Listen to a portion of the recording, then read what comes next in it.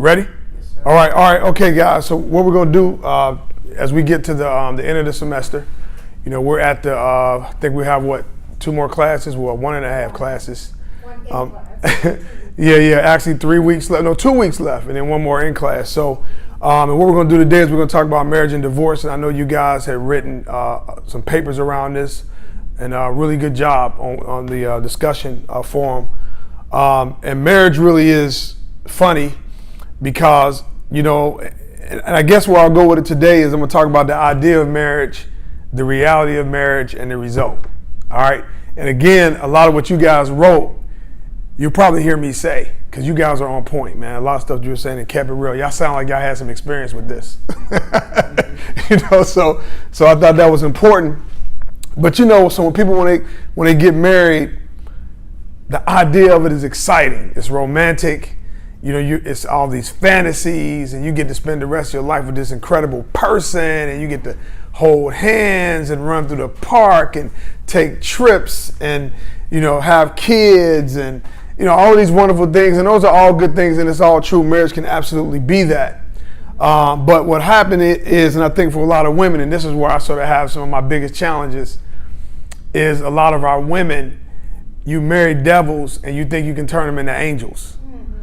So you marry these devils and you think you can convert them because of your loveliness and how soft you are and how sweet you are and supportive and blah, blah, blah. And see, now how many of y'all know that is usually not the case? That's a setup. You cannot. Now, some women have said, I'll change the devil to an angel. Okay, well, awesome. But the reality is that in most cases, you can't do that. And a person will give you indications or indicators along the way in the relationship as to why you should not marry them. But what do? You ignore it because the idea of it is amazing. It's spectacular. This fantasy of everything working out, being beautiful. And then, and then you decide, okay, we're going to go ahead and get married, right? And you say, you know what? We all have flaws, whatever. I get it because no one's perfect. And believe me, I'm no example of perfection. But here's what happens. So you get married and then you have this honeymoon. So before y'all were married, y'all was swinging out on the ceiling fans and the chandeliers and running around the house with either no clothes on or practically no clothes on and can't get enough of each other, can't even see daylight. And it's all this beautiful stuff you into. Now, how many of y'all know that don't last? Right. So it doesn't last swinging on the ceiling fan and got your little shorts on and you got, whatever. And then all of a sudden reality steps in, kicks in. And reality is far different from the idea and the fantasy of marriage. Now, I think we all know this, like cognitively, when you talk about it, people say, I get it, I understand, Kirk, that makes sense. But because of our emotions and all this hope that we have and our desire, and we want it so badly, we put all that on the back burner in the back of our minds, hoping it'll never be my reality. But the truth of the matter is that marriage is hard. Marriage is difficult, and it was never intended to be a piece of cake. That's why I laugh when people say, we've been married, 20 years and never had an argument. That's such a big lie. And if you're not arguing with each other, then that means one of y'all or both of y'all are talking to somebody else. Because you can't take 2 imperfect people and bring them together. Even if the circumstances are ideal, you can't take 2 imperfect people and bring them together and think everything's going to be perfect every single day. It's difficult. And so I remember in one of the classes, and Benji, you might remember this, in one of the classes I talked about how I think marriage is like being in a psychiatric institute. You remember talking? I don't know if I talked about it not too long ago. And so in a when you're in either a psych ward or some kind of treatment center or psychological institute, and you know how when people, when you try to escape, right? When you try to get out of there, like when everybody's sleeping, the guards, the orderlies, the nurses, ain't nobody paying attention, the doctor's gone, the door's locked, and you've been doing pretty good for the past few weeks. You've been acting right, you ain't been jumping on tables, and you've been doing everything you're supposed to be doing. You know, and you look outside the room and you see your doctor and nurses talking about your treatment plan, right? They be out there like talking about, yeah, so. Right, you looking out the window like, man, I wonder what they talking about. They right outside your door talking about all the ways they can, and you doing such a good job, and they see you and, hey, Kirk, you doing amazing. You put together a good month. But in your mind, though, boy, they don't even know I'm about to get up out of here. So then what you do is, in the middle of the night, you sneak out. You get out. You climb out of there. Right? Nobody paying attention. Now, once they realize you broke out of there, what's going to happen? What's going to happen next? They're going to come for you. And they're going to chase you. And the siren's going to go out. It's probably dark. They're going to light up the whole place. Woo, woo. They're going to have the oil. They're going to call the cops. They're going to put an APB out on you. Hey, 6 foot tall, 200 pounds. You know what I'm saying? African American, man, running across the field. And we think he barefooted. So if he barefooted, he ain't going to get far. Right? No money. And he dressing all white, so easy to spot. So now, what's going to happen when they catch you? They're going to catch you, and they're going to put you on a gurney or some kind of chair. They're going to strap you in, right? Some kind of way, cuff you, whatever. They're going to bring you back, and they're going to put you in this room, in your little straight jacket in this padded room, right? The soundproof, so you can scream all you want to. Now, why in the world would they do all of that because one person broke out? Why? And they look for you for like a day. Why would they do that? Because you committed. That's how marriage is. You can't just run from it. You might as well stick around, and when you try to run, what's going to happen to you? You're going to get caught, and your behind going to come right back, and you're going to go into that room, that soundproof room, and your wife going to be outside the room talking to somebody about your treatment plan. And what your punishment should be for what you just did. See, everybody's not ready for that. Yeah. You want marriage, the idea of it, you want to have fun with a person, you want to do all of this, but you're not ready for the hard work. Because marriage is about sacrifice, it's about compromise, it's about doing the hard stuff and the tough stuff. And you hear it all the time, oh baby, I'll facilitate I don't know how many marriages, man. Officiate I don't know how many. You the only one for me. I love every part of you. Right? And I'm faithful, and you're the only one I want. And there's nobody in the world but you. But see, loyalty and faithfulness doesn't exist until it's tested. So you don't really know if you're faithful and loyal until you get a chance to be unfaithful or disloyal. And when you pass the test, then you know you're faithful and loyal. But until then, you don't know. And a lot of us are as faithful as our options. So I'm committed to you because I have no options. But as soon as I get options, now all of a sudden that commitment goes out the window. So what happened? What happened? Because a lot of us get married based on the idea of marriage, but we're not ready for the reality of marriage. So before you get married, be prepared, at least mentally, for the reality, because someday it's going to set in, and that person, as pretty or as handsome as that person may be, it's not going to be easy living with them. I'll be married 27 years in this coming January. And I can assure you that my wife spent many a days probably not want to be with me, and vice versa. It's hard. But see, the beautiful thing about marriage is, although it is difficult and you have difficulty, there's nothing like it, man. There's nothing like the security of knowing that someone else loves you unconditionally and you love another person unconditionally. It's nothing like knowing that God created a person just for you and designed you just for them. There's nothing like that, man, that bond, because it's real, right? And it's genuine, and you become one with this person. That's a game changer. I remember asking God one day, God, can you make every woman ugly?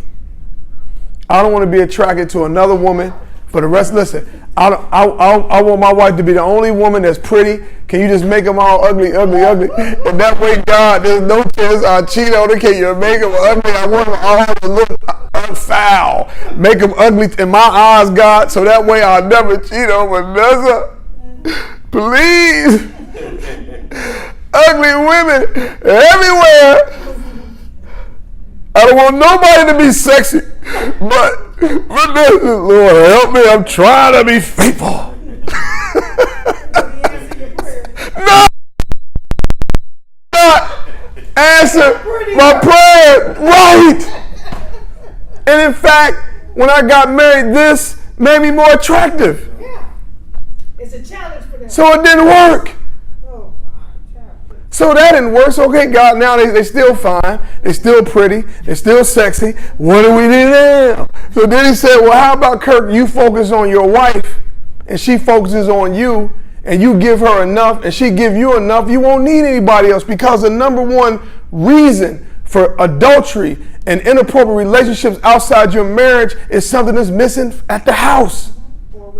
Within that, so you had to fill those boxes in before somebody else does, because as humans, we need our boxes filled. We need our voids filled. We need our needs and desires satisfied. And we're going to do whatever it takes to get that done. So what better place within the safety and the sanctity of a marriage? Get it done. Recognize there's needs, and your job is to help fulfill those needs. If it's unreasonable, then talk about it. But don't leave your spouse open, because you're setting them up for a fall. If you leave them open, so you got to talk about it and check those boxes, because that's the reality of marriage. It's not easy. It's hard. That's the reality of it. But marriage is great. It's the best thing that could. Listen, I think you'll be healthier when you're married. I think you have a better life when you're married, because you don't have to worry. See, and I know as a man, I'm going to speak from a man's perspective. My wife is security for me. And being married to her is safety for me, because there's certain things I don't worry about because I have a wife. So my trust in her, my loyalty and love for her secures me. So my number one purpose in this life is not to have children, raise children, make money, talk to people, motivate people, teach people. My number one purpose in life is to take care of her, to love her. My wife is my mission. My wife is my purpose. The sum of my existence is in my spouse, and her satisfaction is critical to my survival in more ways than one. Because I'm telling you, when my wife is not happy, it is problematic. But I also know this. My job as a husband is to create a space for my wife, and I would imagine her job is the same for me. But to create a space for her to be her, to get upset, to lose her mind, go off, be mad, safety. It's not the end of the world, baby. That's okay. The creator, if my wife got frustrated on her job and wanted to quit, as a husband, my job is to give her the luxury to do that. Right. And nothing in her life should change as a result of her not working. Nothing. Nothing. Her car shouldn't change. Her clothes shouldn't change. Her shopping habits shouldn't change. And the way she takes care of her husband shouldn't change.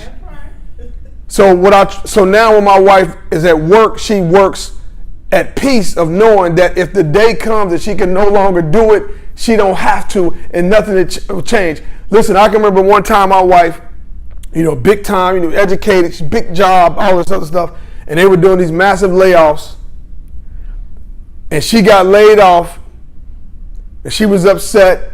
She's ready to cry on freedom. I bought her a new car. When she lost her job, I got her a car that week to reward her for her efforts. And I asked her, when we look back, I said, did anything change? No, Kirk. Then why worry? Because you're my number one purpose. And so what I ask God for all the time is to put me in a position, whatever it takes. If she drives a $5,000 car, put me in a position to be able to afford that. If she had a credit card with a $200 limit, put me in a position to take care of that, because my job is to take care of her. Period. Period. There's no other. That's it. And if she's taken care of, then I'm good, man. That's the reality. And that's the result. When you commit to each other that way, I'm not saying everyone's going to be like us. But I'm saying is the idea is great. The reality is a little more difficult, but the result is spectacular. Man, what your life could be like when you truly love another person. The person truly loves you unconditionally, and you get to be you, and they can be them. Man, there's nothing like that. Yes, there will be people who come along that's going to threaten that relationship, that's going to try to get in the way. We've certainly had our share of situations. It's going to happen. Anytime you try to do something great, you're going to have great difficulty. You're going to have haters. People see us and they like to hate on us, but what they're hating on is the finished product. They don't know what we went through to get to where we are. They have no idea what we went through. They don't know. So when they see her driving that car I told you about, those new cars I told you about, this is the same woman when we were dating. I used to pick her up. I had this car. It was a Datsun, and it was a stick, but it was an automatic. Let me explain.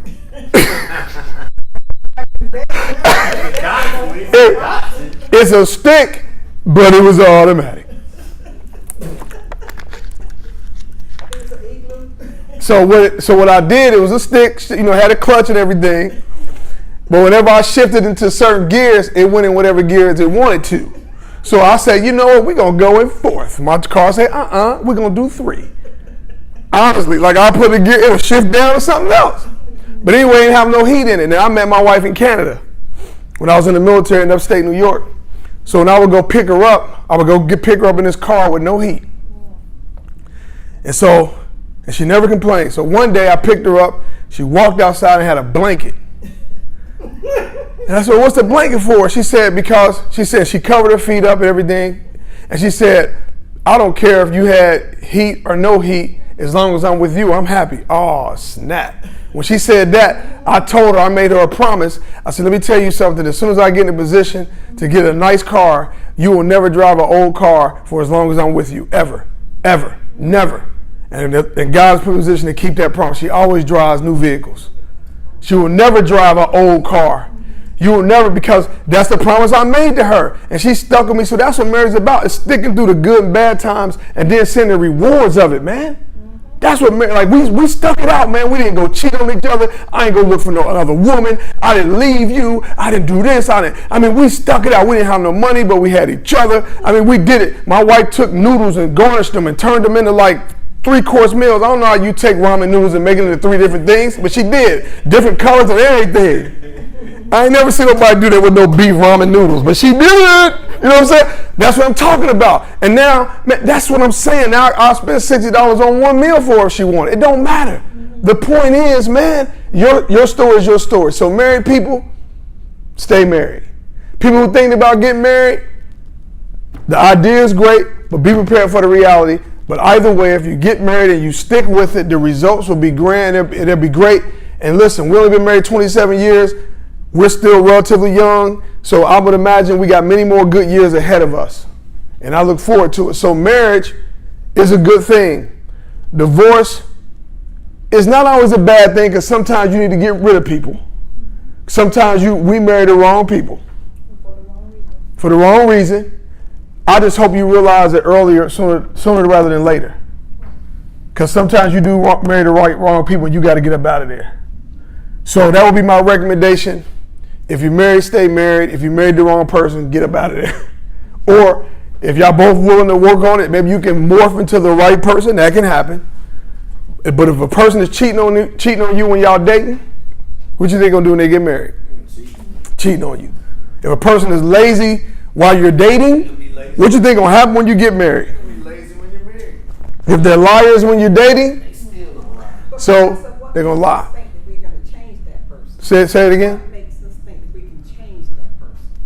Well, what makes you think you can change it? Because you want them so bad, and you have this belief. And I'm not saying it couldn't happen, but you want the person so badly, and you have this fantasy of it being such a wonderful thing, and you think because of how good you are and your strength and character, you can will a person to be different. And my understanding has been over the years that if you persuade a person against their will, they're of the same persuasion still. You can make them feel good for a moment, and it's the right thing, but eventually who you are always sets in. Your core will always emerge. You can fake it and be all these other things, but who you really are will manifest at some point. It just has to be the right circumstance. But eventually who you are comes to pass. I'm telling you, man. And so when a person gives you indicators and hints as to what kind of person they are, listen to them. The first time. Don't be marrying people that ain't no good and think somehow because of your goodness plus their no goodness will equal goodness because your goodness is so strong. No. Positive will always lose out the negative. That's basic math. That's a principle. You can be good as you want, but if you marry somebody that's sorry, you're going to be sorry you ever married them. I'm telling you right now, so if a person is dirty when you get married, they might get clean for the wedding. And I also question people getting married in white dresses, but that's a whole nother conversation because white dresses mean purity. And some of y'all know you shouldn't be coming down no aisle in no all white dress with your little hot self. It should at best it should be off white coming down there. Coming down like in a white dress, and you know what you did last week. Talking about y'all ain't gonna see each other for a week. You know what I'm saying? Just for purity. So you gonna get pure in 7 days after doing stuff with that dude for like 7 years. But anyway, I digress. So the wedding day and all that stuff might be great, but the reality is marriage is difficult, but it's a great thing, man. It's a great thing. Marriage is, I advocate for marriage. I encourage marriage. I think it's safe to know that you're going home to the same person's coming home to you. There's so much security with that. Kids benefit from it when they see parents together. I think marriage is a great thing. Don't give up on it. Maybe you divorced and you had a rough one. That's okay. Don't quit. Love is possible, man. I believe in it. I believe in love and the reality of it, and that it's not something you should give up on because you had a difficult time. So with that, we're going to go ahead and wrap it up. You can go ahead and stop there for me. Thank you. And there you go. Then once it should say finish. Cancel or end. End.